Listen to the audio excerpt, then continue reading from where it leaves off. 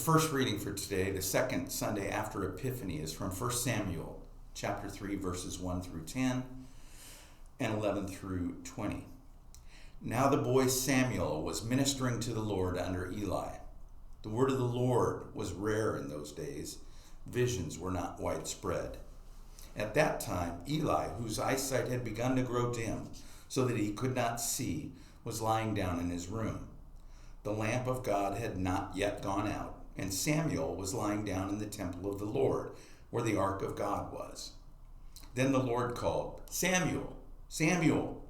And he said, "Here I am," and ran to Eli and said, "Here I am, for you called me."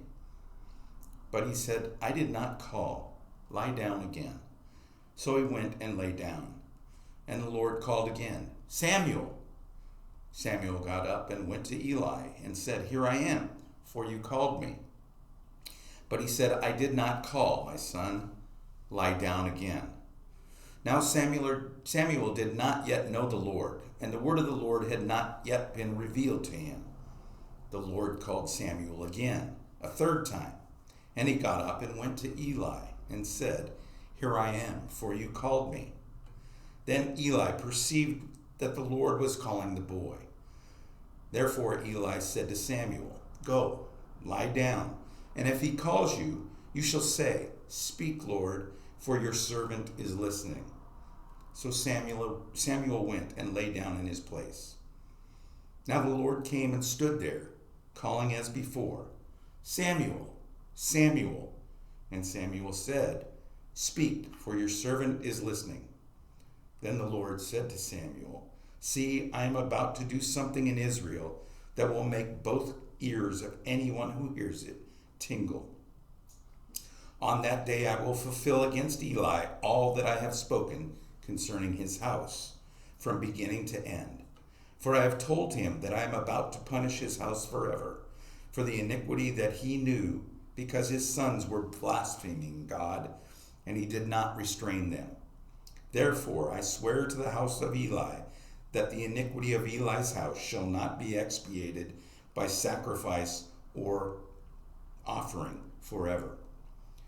Samuel lay there until morning. Then he opened the doors of the house of the Lord. Samuel was afraid to tell the vision to Eli. But Eli called Samuel and said, "Samuel, my son." He said, "Here I am." Eli said, "What was it that he told you? Do not hide it from me. May God do so to you and more also, if you hide anything from me of all that he has told you." So Samuel told him everything and hid nothing from him. Then he said, "It is the Lord. Let him do what seems good to him."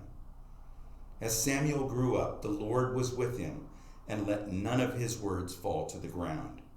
And all Israel from Dan to Beersheba knew that Samuel was a trustworthy prophet of the Lord. Here ends the reading.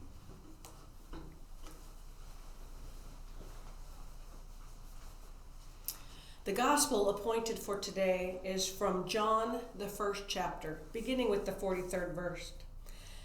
The next day, Jesus decided to go to Galilee. He found Philip and said to him, "Follow me." Now Philip was from Bethsaida, the city of Andrew and Peter. Philip found Nathanael and said to him, "We have found him, about whom Moses in the law and also the prophets wrote, Jesus, son of Joseph, from Nazareth." Nathanael said to him, "Can anything good come out of Nazareth?" Philip said to him, "Come and see." When Jesus saw Nathanael coming toward him, he said of him, "Here is truly an Israelite in whom there is no deceit." Nathanael asked him, "Where did you get to know me?" Jesus answered, "I saw you under the fig tree before Philip called you." Nathanael replied, "Rabbi, you are the Son of God. You are the King of Israel." Jesus answered, "Do you believe because I told you I saw you under the fig tree? You will see greater things than these." And he said to him, "Very truly I tell you, you will see heaven opened and the angels of God ascending and descending upon the Son of Man." The word of the Lord. Thanks be to God.